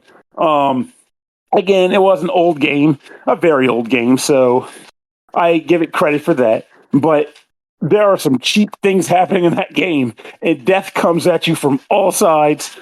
After playing the far superior revisited version of the game, I did not have the desire to even bother with this, which is funny because I would not be surprised if had I played this in a previous release without Revisited being on the docket, I probably would have stuck through it and saw it to the end. But I didn't see a need to. There's a better version of it out right now on this collection that treats you better and respects your time. So I was done. Didn't need it. You did say that the original is on there, right? Yes. Yeah. Nice. By the way, I just wanted to add that Order of Ecclesia, which that's how I pronounce it anyway, is my favorite Castlevania game. And it's not only my favorite Castlevania game, it's one of my top 10 favorite video games. I have beaten it many times, got 1,000% completion on it because it actually goes up that far, including all of the medals. Really? Including beating it on a hard mode with a level 1 cap, which is a thing that they can have you do. You know what? Fuck you. You're not allowed to talk about games anymore. you're too good. That's horrific, and it upsets me. I'm not knocking the guy. That's what happens when you play a game and you like it a lot. You'll be like, hey, what can I do after I beat the game? Do it in a harder difficulty. Or a level 1 cap is insane. Yeah. That is major props on that. Yeah, it was pretty wild, but there's a very small handful of games because I'm just like a general gamer, but like the small handful of games I got obsessed enough with. No, because I don't do speedruns or like anything else like that on every game, but like the handful of them I do, it's like that's one of them. It's like one of maybe 4 games I'm like that with. So you said you did do a speedrun in this? Not a speedrun of the proper game, but there is a timed boss rush, and one time I did get to within, I think it was like, it was less than 10 seconds away from the world record at the time. I will say, though, I'm kind of in a similar boat where I don't generally speedrun stuff, but when a game offers a speedrun mode or a time attack mode, sometimes that's the thing that makes me give it a shot. I don't know what it is about just being an official mode in the game. Yeah. But if I like the game and they pretty much say, here is the time attack mode, you can have a top time list in the game so you can look at how well you did. That sometimes is the thing that pushes me to it. Now, if they gave Dark Souls a time attack mode, fuck that, I'm not doing it. I have yet to come across a game, no offense to any games that do this, but I have yet to come across one that both has a speedrun mode and also is good enough for me to want to do a speedrun of it, you know? So that does speak volumes for this game. If you don't mind I'm definitely picking this up. No, go ahead. If you don't mind me asking, what would be like maybe the 1 or 2 features that you feel make this your top Castlevania game, or more so, what puts it in your top 10? So what I like about it is that every aspect of Shanoa levels up. As you use every single sub-weapon or glyph, every glyph that you use is connected to a certain element or weapon type, all of which level up as you use them. That's what the numbers in the menu are for. So you're just constantly growing your character. The I just really dig the aesthetics of it. It's a very beautiful game. One of the best soundtracks of the series, in my opinion. I love Shanoa. I think she's great. I always joked about, the Castlevania, the Hot Topic employee with a magical back tattoo, but that's a little outdated now because it's like Hot Topic's more like for people who like Pokemon stuff and things. But back then it was back in 2009. We all know what Hot Topic was really about. Yeah, but and I love the story. It's kind of bonkers. And I think it's a fun Dracula fight. I won't I won't spoil it. I mean, everybody knows you always fight Dracula at the end of a Castlevania. If you don't, then that's a spoiler. But but yeah, it is my favorite. I love a lot of the bosses. Breakyura is one of my favorites because he's a puzzle boss that is invincible. And I also love that when he's climbing up the thing to come and get you, he goes, "No." I say that a lot in my life. It's just the Albus run is really fun. All the other game modes are really fun. There's just so much that just resonated with me about this particular one. I think the thing, I guess, also, and this goes for all three of the games, is that just it's so good to play. Like the motion is so fluid, and like there's so many frames of animation and everything, and it's just so tight. Mm-hmm. So yeah, no, I'm very much gonna buy this collection as soon as I can. It's just I gotta buy it first. We should ask Pernell. Pernell, it's $25. What's your verdict? Wait. There's one last thing I need to mention. Just the general. It's an easy thing to mention though. The way they handle the dual screens on the TV. Oh yeah, that's a good one. So what they do in this is they give you a variety of different screen placement options. My favorite, believe it or not, being the default one they give you, which is the main screen on the left-hand side, and then pretty much two screens on the right. Mostly because of the fact that it's hard. There's no point in having both screens be like that large of a size, but it'll be like basically the map, for example, will be on the top screen, and your status screen will be on the lower right side of the screen. But then the left side is all gameplay, and it takes up the majority of the halves of the screen too. So I honestly preferred that, but there was other ones, including one where it's just like a DS emulation where there's two screens on top of each other, but I didn't like the way it was proportioned on the screen, so I didn't bother with that so much. But there's like 5 or 6 different orientations you can select from, and you're guaranteed to find something that works for you. But I would not recommend playing this game on like a 25-inch TV. So if you're doing that in this day and age, what are you doing? TVs are so cheap. Unless it's a space issue. Oh, come on. You would play this on a Steam Deck. Don't bullshit us. I would, but thankfully I don't have to. My TV is like 32 inches because it has to fit inside of a IKEA billy shelf. Not a billy shelf, a calyx. And I totally understand. That's why I was saying, like, if it's a space issue, I totally understand that. Yeah, I'm gonna plan on getting a bigger one at some point when I've got everything settled in and have money again. But yeah, definitely buying this wherever I can. So, do you see yourself eventually getting like? Because I used to have a TV setup like that too, but then eventually, when I got itsy for seeing all my friends with their TVs, I ended up getting one of those platform entertainment centers where everything's is below the TV and the TV gets the entire upper platform. Could you see yourself doing something like that? I may actually go wall mount. I'm not even sure. It just kind of depends. Like I'm planning on getting like an actual kind of like big screen TV for up in my office because it's about time. Well, I can tell you right now, once it happens, you ain't going back. Oh, I know.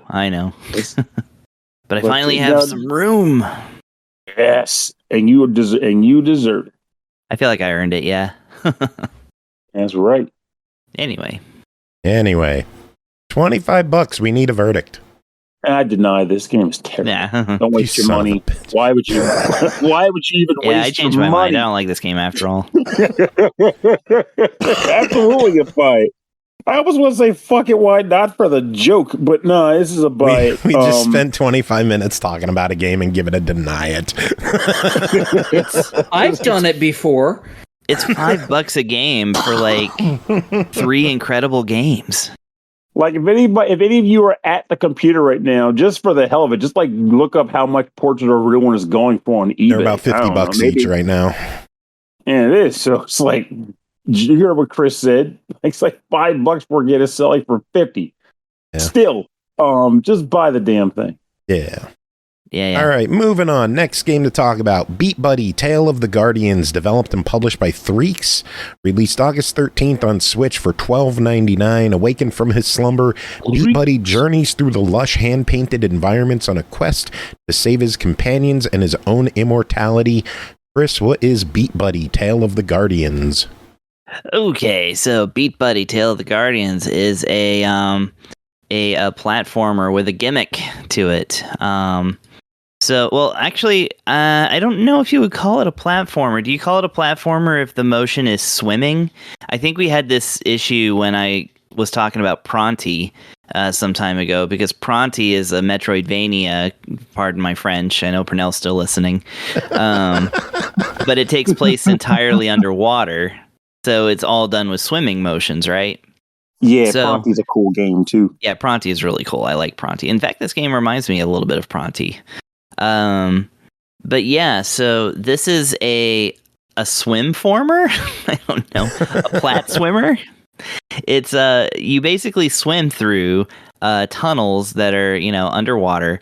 The thing about this one is that it takes place on a different planet where you get a narration that kind of explains the nature of the planet, but basically every creature lives, dies, and thrives on music. Music that there's arguments, apparently existential arguments about the source of the music, and somebody is threatening the music, so you have to go and stop him. That's the story that you get, but you do get a little companion that meets you at certain points in the stages to kind of offer some dialogue that kind of helps unfold the story a little bit. But your character is not really, not the gregarious sort. So yeah, you basically go through different stages, of which there are there's like 5 or 6. I forget how many the ad said.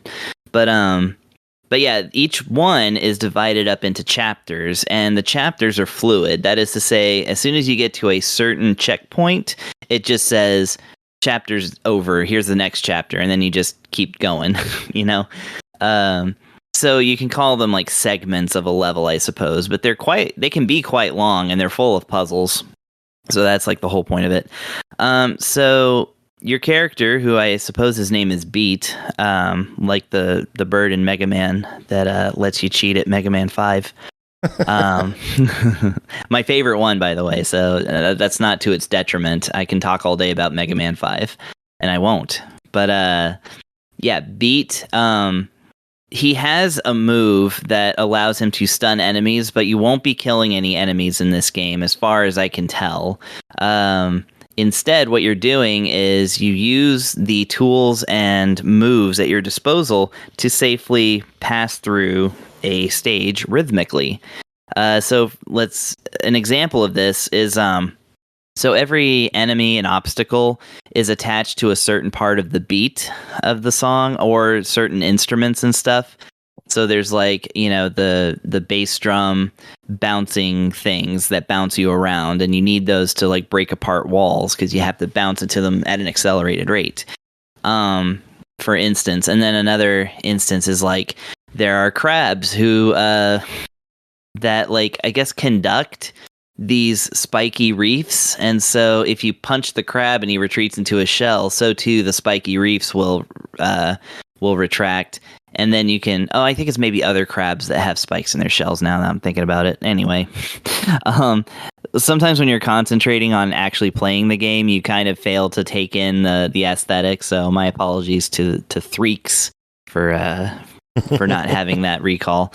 But yeah, anyway, you punch the crab, the spikes go in, and you have a certain amount of time measured in music, in measures, before they pop back out and kill you.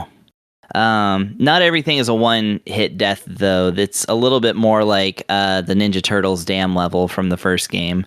You can, there's obstacles and you can take a certain amount of damage, but you obviously don't want to go too far without it. However, unlike the Ninja Turtles, you can there's actually pizza under the water, in the sense that you can break apart certain objects and hearts come out and they will refill your life. But yeah, there's different little surprises around every corner. You can drive around a vehicle that has like a thruster that can get you through some objects, but the thruster has to be hit on the beat. So you kind of like, even though the thing will putter along, it's like if you really want to use it, you got to get used to those button presses. Nothing in it is like, it's not like, I can't remember that one game, but there was that one game where you had to like do things like perfectly rhythmically, like a rhythm game, in order to get through the stage. That also featured fish and stuff, but I can't remember that. Anyways, it's not like that. It's actually a little more freeform than that. But I will say that since it all adds to the soundtrack, you can definitely get some interesting tunes out of that. Speaking of the tunes, they got some different songs for each stage that again drop in and out as far as instrumentation goes. They're purported to be like kind of a main feature of the game, and they got like a composer for each different song. One of them, I believe, is Austin Wintory, who don't we know him? Or I don't know him personally, but he's like, okay, I think I have some mutuals with him. Yeah. I was curious if he's like a friend of the podcast or something, but anyway, he's a good composer, and his I haven't heard his song yet because I haven't gotten that far, but yeah, like Parov Stellar is, I think, the one for the first stage, and it's a really good jazzy song. I say first stage, I mean first like level, chapters, whatever. The thing is, though, that the puzzles do get a little bit hard and involved at a certain point. Like you'll find yourself like having to go around different parts of the stage and setting up different things, because you can like drag stuff around with the R trigger button. And so you kind of have to like set up things like almost a mousetrap sort of way. I forget what that machine is called, where it's like Rube a contraption. Goldberg machine. Thank you, that's it, Rube Goldberg.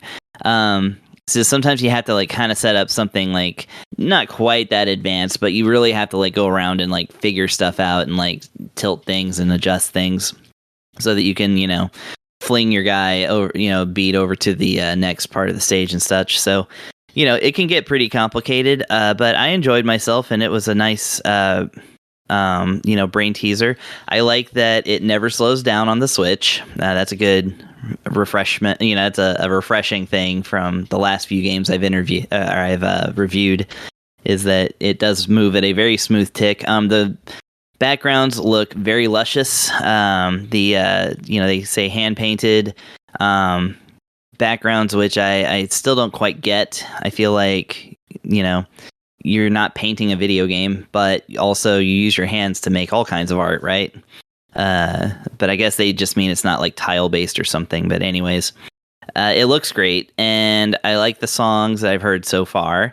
And yeah, I think that it's pretty cool. It's not like I didn't find anything that like super hooked me into it, but I did definitely enjoy my time with it. Very cool. Well, the game is quite an older game. It originally came out on Steam back in 2013. Amazing. So it's been a long road to the Switch, but it's finally here. It is $12.99. What is your verdict? $12.99 feels like a good price for this game. That would be enough for me to consider to buy it. The Switch or the Steam release, basically, if you missed this on Steam, which I certainly did, then this would be a good a good time to pick it up. Don't expect a lot of super intense. Like there are some intense moments, but it's not like a Hollow Knight kind of experience where you got to get locked into super hard battles or anything like that. Like it's more chill than that, and I think it's like I said, a fine time, and $13 is a good price point for it. So I'm gonna give it go ahead and give it a buy it. Cool. And if you are interested in it on Steam, it's $10 on there, and then they also have the soundtrack available for $6.99 on Steam. Heck yeah! So and I actually own the soundtrack on iTunes. It is really, really good. Nice. Yeah, it is great stuff. I'm looking forward to hearing the rest of it. I just wanted to hear it in context, so I didn't listen ahead. To the detriment of this review, but that's okay. If y'all want to listen to the music, go listen to the music. It's out there. Yeah, do it up.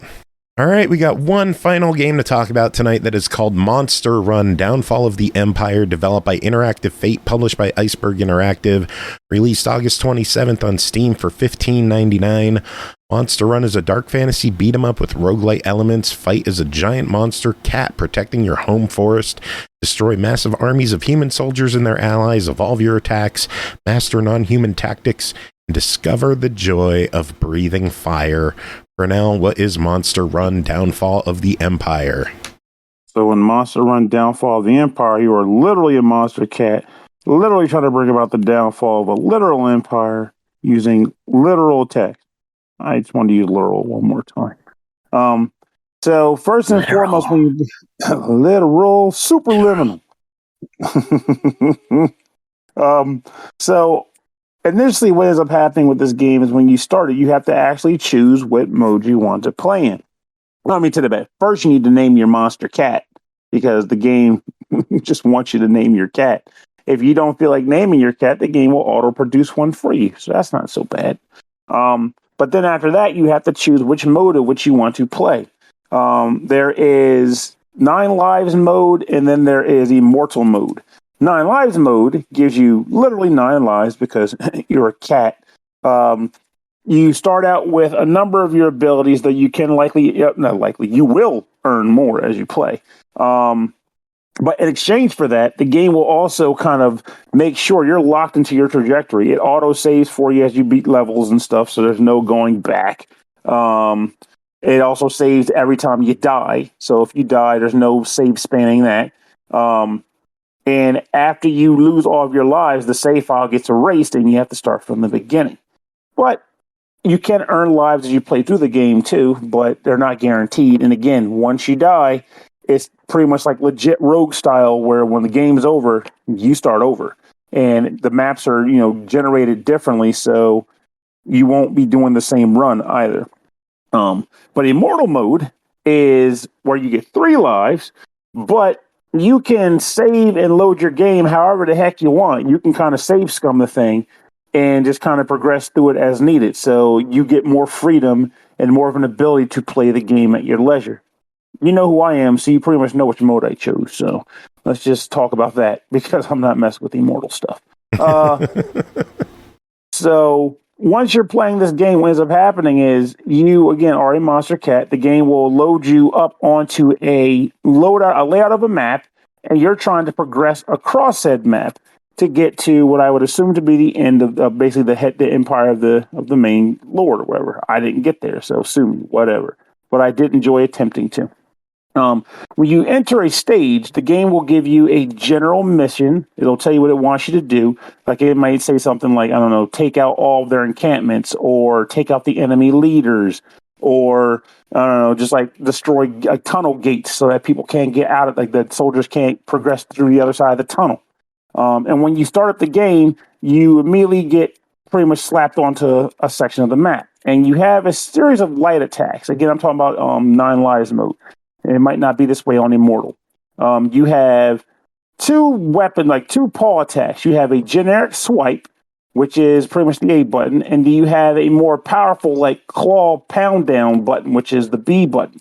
Depending on what you do or what you've unlocked, sometimes you'll be able to do a sort of a combo. For example, if you do the pound down button 3 times, you'll do a more powerful pound on the 3rd one. They are slow though, so you might not want to do them when situations don't call for it. Your A button, your light swipe, can also deflect, projectiles when enemies shoot them, which is good because you'll be getting pounced or pelted by a lot of them. Good Lord. You get the ability to blow fire, as the detail at the beginning as the description Joe read points out. You can blow fire at the beginning of the game, and that's a very important thing to do because it's a good way to perform crowd control when enemies start to swarm you. However, that move in particular, as well as some other combos you may learn as you progress through the game, utilize a mana meter. So when you blow too much fire, you might run out of mana. And when you run out or when you're low on it, the way you get it back is, again, just typical beat-em-up style by beating the snot out of your opposition. As they die, their soul essence will funnel into you, replenishing your mana so you can do more of those types of attacks.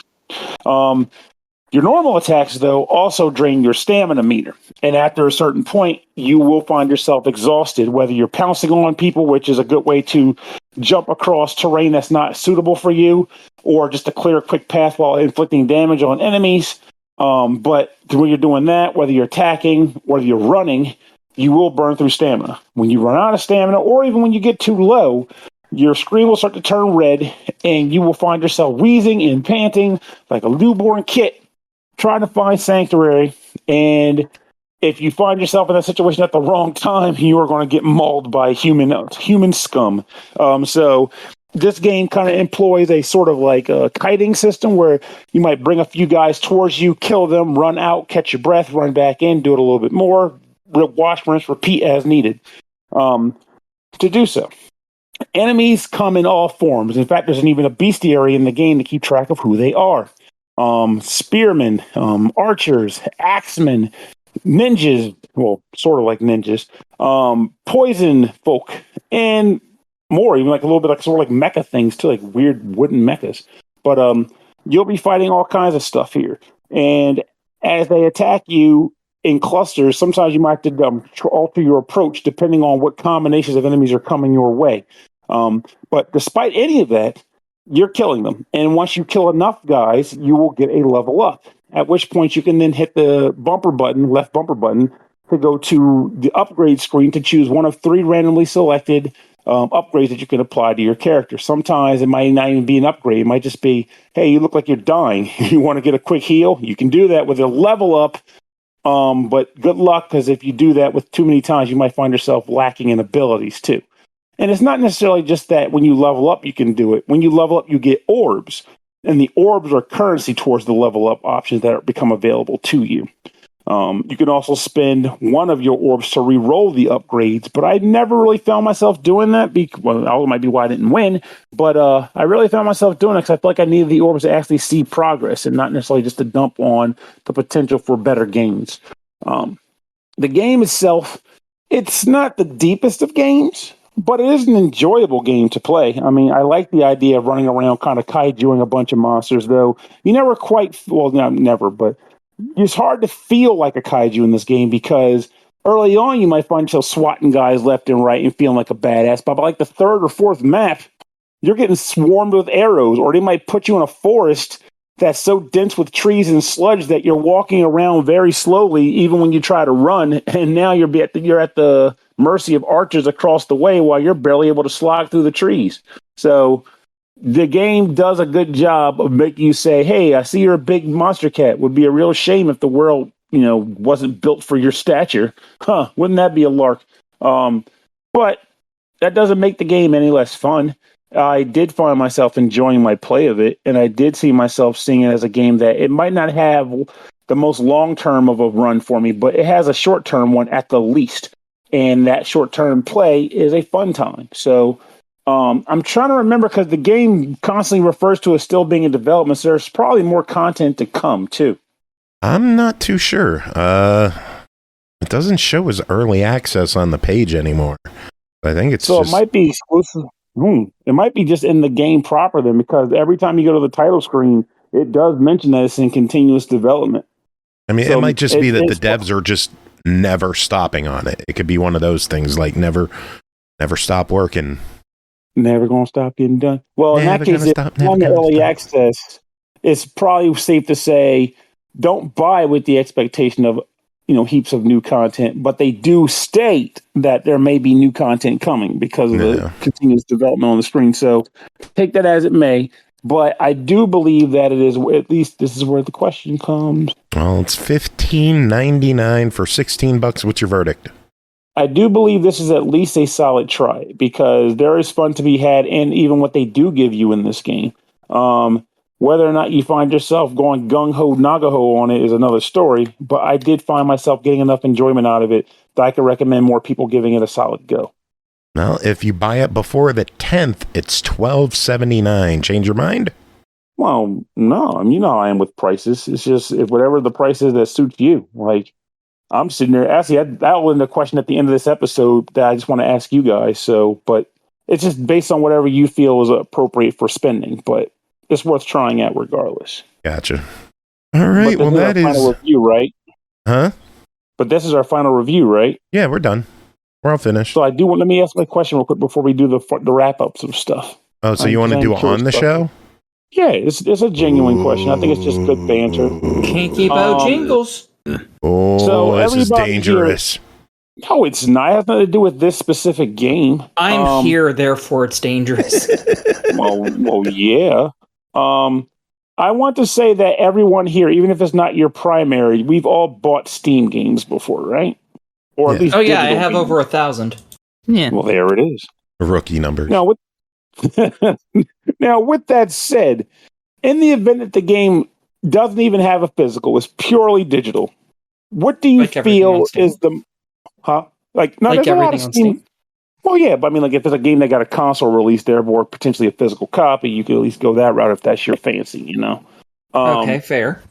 But with that said, what would you say is the most you've spent on a digital-only game? Do you feel as though you'll generally pay, typical prices regardless of it being digital-only or not, i.e. like $60, $70, or do you have think games should be cheaper if they're digital-only, because the entire point of the original price was that you were paying for the box, the art, all that other stuff, all the physical stuff. And then they decided, well, fuck that, we're just going to increase the price everywhere anyways. Also longevity. Yeah. Exactly. You're talking to a guy who has 3,000 Rock Band songs. I'm not afraid to pay money for a game. No, you're missing the question entirely. It's not about... He said, how much are you willing to spend for a game? I'm willing to spend a lot if it's good. Chose. Like, you're buying individual songs. That's nickel and diming. Eventually it costs you $1,000-something, but you bought them at $2.99 a pop or whatever. So it's not about that. It's about you're looking at the itself game was at like the store. $249 for the instruments and all. The startup for Rock Band was like $199, $249. Stop. No, you're missing the question entirely. So a digital-only game. You go to the Steam store or to the eShop or to the Xbox store or the PSN store, and there's a game there. It is digital release. Do you have a general max you're willing to spend? Do you have like a personal threshold? Like if it's not physical, I'm not spending more than X. No, it depends on if the game's worth the value and if it has the content I want. Like if Star Wars had great reviews and I didn't get motion sick playing it, I would have dropped $130 for the deluxe edition, for the ultimate edition. And that was a digital only edition? I don't know. I've only been buying digital lately. I have 2 physical games coming. Oh no, 3 physical games coming the rest of the year. Warhammer 40K, Space Marine 2, collectibles. Metaphor Refantasio, and Shadow or Assassin's Creed Shadow. Yeah, Metaphor for the collectibles too. For the statue, yeah. Yeah, I'm sad I missed on the Metaphor one. For me, the price is determined. How much I'm willing to pay is determined by what it is. For instance, like these days, there's lots of editions that are like, here's the gold or ultimate edition. It has all the DLC. I'm willing to pay more for that than I am for like just the base game. For obvious reasons, you need to pay more because it's DLC. But generally, if I'm buying on Xbox, I try to buy stuff that's 50% off, 40 to 50% off, which is not super common on my Xbox, just because a lot of the games I have just don't go on sale super often, or they're new enough that they only go like 10 to 20% off. But on Steam, I usually wait until it's under $10 and at least 50% off or more. Most of the Steam games I buy are like 80% off and like around $5 to $10. I actually know the exact number but you have to include Switch because I don't buy Steam games. I bought 5 ever. Oh no, I agree with that. That's why I was like any of these consoles, as long as it's a digital only release. Okay, so I mean, it had a limited run, as it were, of physical copies that I could not buy because I was not fast enough. But I will say that the exact number is $39.99. That's the threshold you gave yourself to. Yes, Generally, the reason why. Go ahead. I said generally for me, for even a gold edition of a game, that's generally my limit. I don't like paying over about $35. Yeah, the reason I say that is because there's a game I've been wanting on the Switch, and I've just been waiting for it to go down. It's the Cosmic Fantasy Collection, which is some old Turbo CD games. One of which, I love that game. Yeah, you know exactly that one. I want to buy it, but it hardly ever goes on sale, and its normal price is $49.99, which is not a big deal. If there was a physical for $50, I'd have bought it yesterday. But it was a limited run thing, and so it's out of print. I can't buy it now, without spending like the big bucks, right? Mm-hmm. But so the other thing is that there's a lot of $60 games, and a common number that they go off by percentage is 25%. Which puts them down to $44.99, and I've never bought a $44.99 digital game on sale, whether it was an exclusive or not. And then I have bought several games at the $39.99 price point, whether on sale or even just buying the original full pop. An example of that would be Gigabash with the Godzilla DLC. I bought that as soon as I knew about it. So, and they did lower the price of the base game, but the price of the DLC brought it back up to its original price. So, and that was $39.99. Okay. Yeah, because the reason why I was asking that, you'll laugh at this because you talked about it last week, actually. I was contemplating buying Bakaru because it dropped today, I think it was. And I was like, I've been curious about that game, and then whatnot. And then it's like, oh crap, I thought it was like $25. It's $40. And I was like, do I really want to spend $40? So I've been just dancing around the idea all day.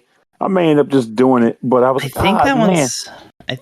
Is Bakaru... I think we talked about it last week, but I was like, I don't think that... I don't know if it's got a US physical version that's coming out in the US.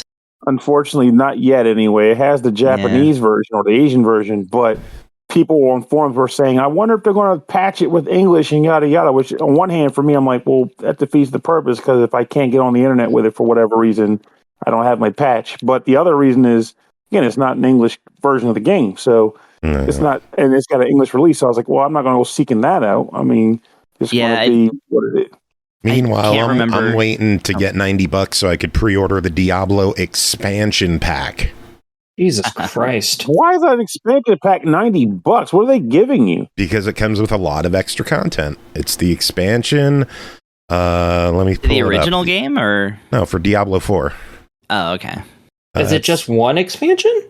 Yes, it's the new expansion. The expansion itself is, I believe, $50. And then it comes with like in-game currency, a bunch of pets, cosmetics, armor classes, battle pass token that I don't give a shit about, town portal. I don't give it I want the fucking content and I want a cat pet. Nice. Now, thinking about it, I would. D4 better suck me off for 90.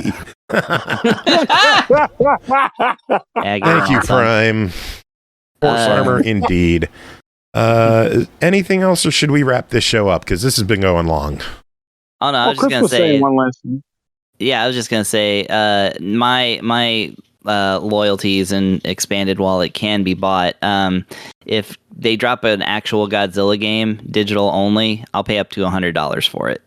Like a real Godzilla slut. So your limit's $100.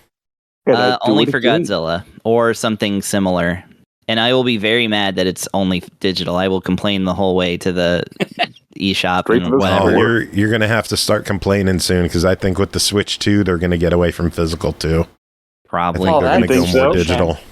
I think they'll still keep the card slot for backward compatibility and some games, but I think a lot of them are going to start going digital only. Why do you think that? Because that's the direction the industry's heading. I crossed the... Oh, go ahead. No, go ahead. Go you, Chris.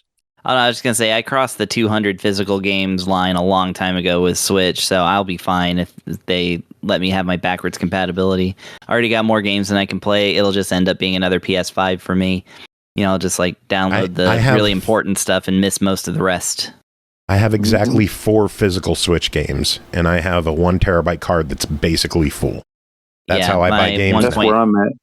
My 1.5 terabyte card I've had to delete stuff to make room on that one. Here to that. Plus 200 plus physical games. So yeah. Switch enjoyer over here. We're going to have to delete a few episodes on the server to fit this one because it's getting long. But all right, let's go. Sorry. I want to thank everyone. I want to thank everyone. Whoa, what the hell? What? I thought I heard a voice that wasn't ours. Is someone else still on here? Me. That was me, you dork. It didn't sound like it for a second. I don't know what that was about.